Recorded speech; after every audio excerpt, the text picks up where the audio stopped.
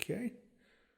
Yeah, some don't need to be there, that's fine. Okay, so now we've got a bunch of environmental toolkits as well.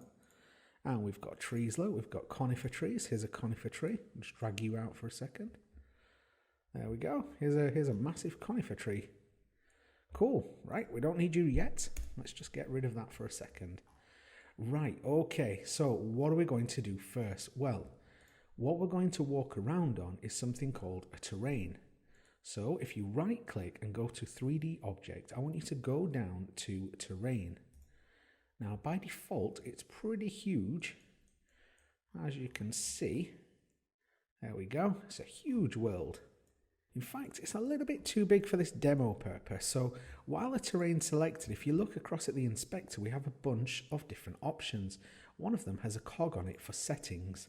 If you just click that for a second and scroll down, it's got the terrain width and height. And I just want you to make that a little bit smaller and make it 300 by 300, as we don't need it to be absolutely massive. Okay, so what do we do next? Well, if we select the terrain, what I'm going to show you is how you can raise and lower the terrain to create a hillside and a mountainous area.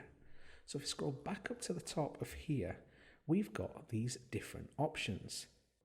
By rolling the mouse over, it will actually tell you what each button does.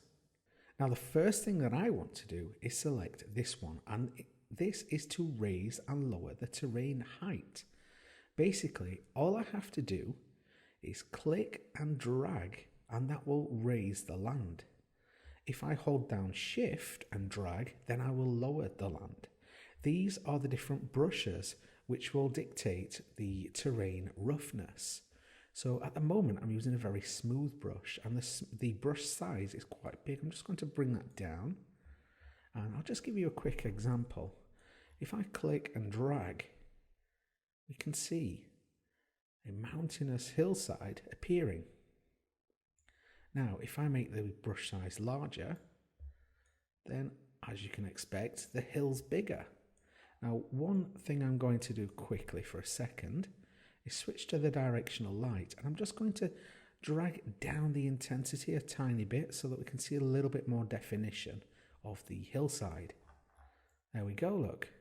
So if I click the terrain again, and to demonstrate the different brushes, if we select this one, which is a little bit rougher, and I zoom down to the terrain, if I click and drag now, I'll bring the brush size down a bit too, then look, you can see we get kind of a spiky mountain range here, look. But you've got to be careful not to click and hold too long, otherwise you're going to get something huge flying up into the top of the scene, basically. Now if I just come over here for a second, add some hillside to this side as well. Let's increase the brush size and just drag this around. Here we go. Looking good, looking good. Now, it doesn't look too much like landscape at the moment because it doesn't have any texture applied to it, but just bear with me, guys. That's all about to change very shortly. So let's just make something up here like a larger. I want to create some kind of background for us to have a look at. There we go. I don't want to go too crazy with it because I actually want to be able to walk around this thing. And let's just dot around a few bumpy areas here at the base of the hillside. Bring the brush size down a bit and just give it a little bit of a... There we go. So this is all just trial and error. Yours will look completely different to mine. If you make a mistake, remember, you can just hold Shift and click, and that will lower the hillside. Now, if it's a little bit too spiky like this, for example, the next button along will actually set the terrain height, and then the third one will smooth the terrain height. So I can actually click and smooth this out, can you see? And it will actually reduce the spikiness of the hillside. Now, this is particularly a good and don't have too many big spiky edges, and that's because all these spiky edges are called polygons, and the higher the polygon count, meaning the amount of triangles, is going to use up more and more processing power of the mobile phone. So I'm just going to just block this off a little bit around this side. If I just select, there we go. Cool. So it doesn't really matter because we're not going to go all the way around this thing. I just want to show you how we can actually create a world, and it will be quite huge, trust me. Now, how do we make it look like land? Well, if we come across to the paintbrush, this is how you can add textures. And if I just click edit textures and then add a texture, then I get this little pop-up box here. Now, if I click select, I can choose a texture to use as the base textures. And by scrolling through the list, one of them, here look, is called Grass Hill Albedo. And that's exactly what this thing wants. Now, if you want to add a normal map, which is a texture field, you can choose one of these kind of purple looking ones, and that will give it a texture. But for now, I'm happy as it is. Now, before I click OK, if I just get rid of this, watch what happens when I add the first base texture to our terrain. All of a sudden, look, it starts to look like real land. And if you came right down, then it definitely starts looking like a real world. Now, let's add a second texture and make these spiky kind of mountainous areas look more like mountains. So if we click edit textures and add a new one, I'm going to add the rock face here and add that one. And then by using the paintbrush, I can select a brush and increase the opacity so that it then overrides the base texture, and I can kind of paint mountainous edges onto this surface. I'll just increase it even more. Oh, if I choose that one, it will work a little bit better. There we go. So, look, see, now we're getting kind of a stony rock feel to the actual hillside. And that can work exactly the same. Maybe you want to add some snow to the top of this. Then all you need is kind of a brush. And there may be a little bit too much there, so let's bring that down a bit. There we go, look. And I can add some grass back on the hill. I'm just simply painting it on. And you can have some real fun with this and go into it in as much detail as you want. You can also add your own textures. And like I said, if you wanted to make snow-capped, all you'd have to do is add a texture, which you could create in Photoshop, for example. And then you could right-click and import the new asset. And then you could select your new texture and it would load here. And that way you would have access to do exactly the same. So you could create a canvas in Photoshop that's 512 by 512 with kind of a ice snow look to it, and then we could use that as a texture to kind of paint on top of this terrain and give it kind of a snow-capped feel to it. Now, one thing that's missing is a little bit of grass and a few trees. So let's click the terrain again and move across to the next button, which is for trees. And like I said, because we imported the environmental assets, we've got things like conifers and palm trees and other things. Now, all it needs is for me to select a tree, because at the moment I don't have any trees defined. So if I click edit trees and add a tree, it's looking for a game object. So let's find a tree and let's choose the conifer here, double click and add. Now we have a tree loaded in. Let's just add one more. Here we go, and get some palm trees. Why not? I mean, they're probably not going to look very good next to each other, but it's just as an example. Now look at the brush size and look at the tree intensity. Also look at the tree height. I'm going to bring that right down because I don't want the trees to be absolutely 100 meters in the sky. It won't look realistic. But if I click, I can place trees, look. If I zoom down, I can actually see, oh, too far. I can actually see the trees that I've created. It might be a little bit small. Let's make them bigger. Let's move over here and create some palm trees. There we go, so they're a bit bigger. And now let's add some conifers. Just having a think for a second. There we are, they're a little bit too big. Let's shrink them down a bit. There we go. So I'm just going to paint a bunch of trees. Whoa, wow, we've got a jungle now. Okay. So we've got a cool, different variety of things now.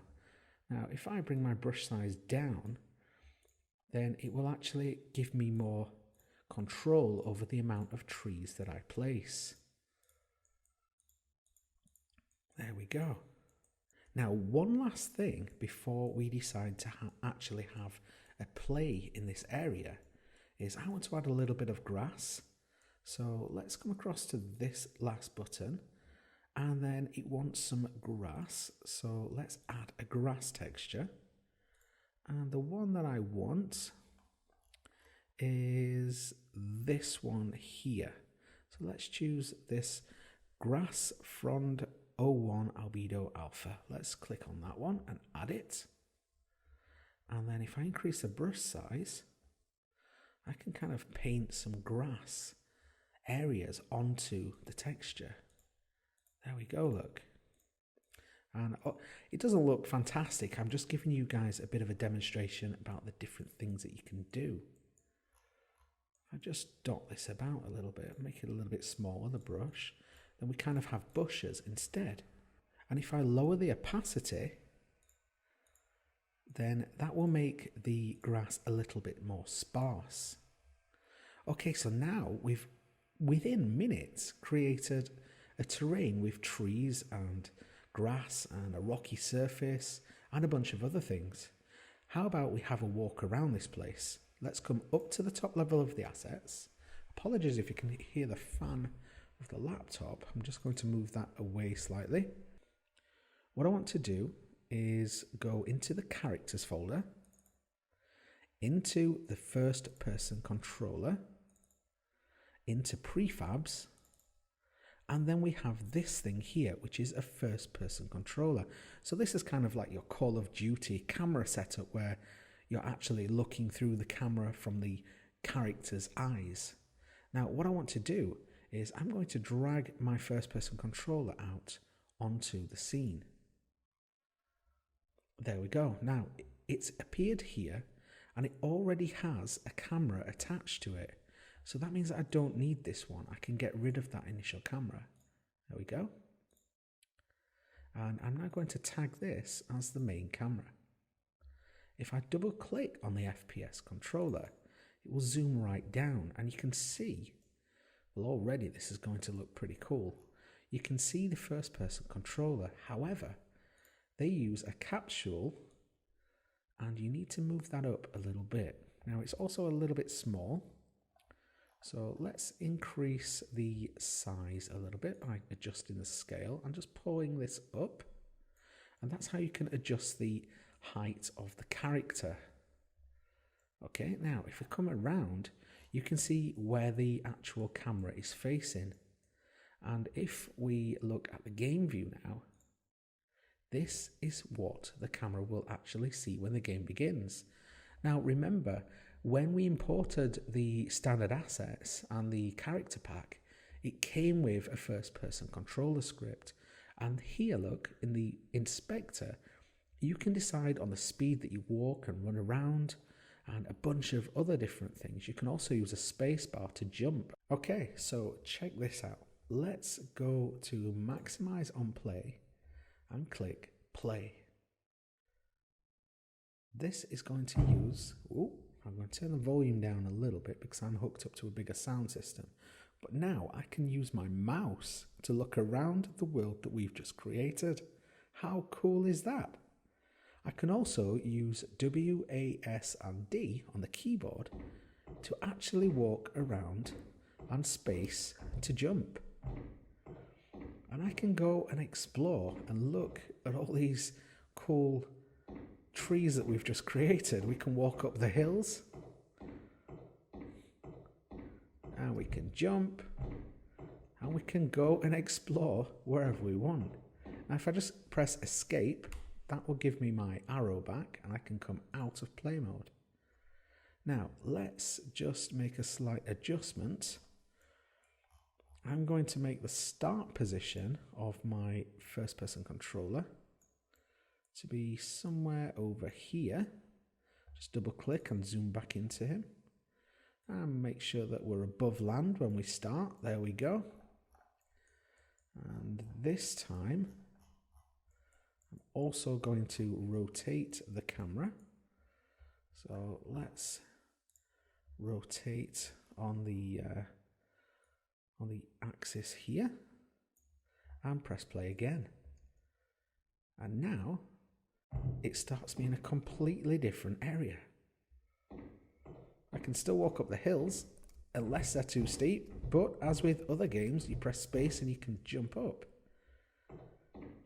And it's that simple, guys. It's that simple. You can just build a terrain in minutes using Unity's pre-built assets.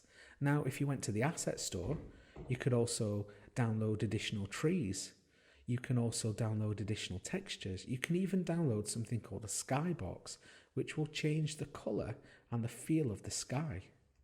Now, if I come out of this for a second, one of the other things that I want to show you guys, if I bring my first person controller back over towards the trees, like that. There we go, that's about right. We're going to be looking at the trees. I want to add something called a wind zone. Now, it only works with certain trees, this, but let's add a wind zone onto the actual scene. Right click, 3D object, wind zone.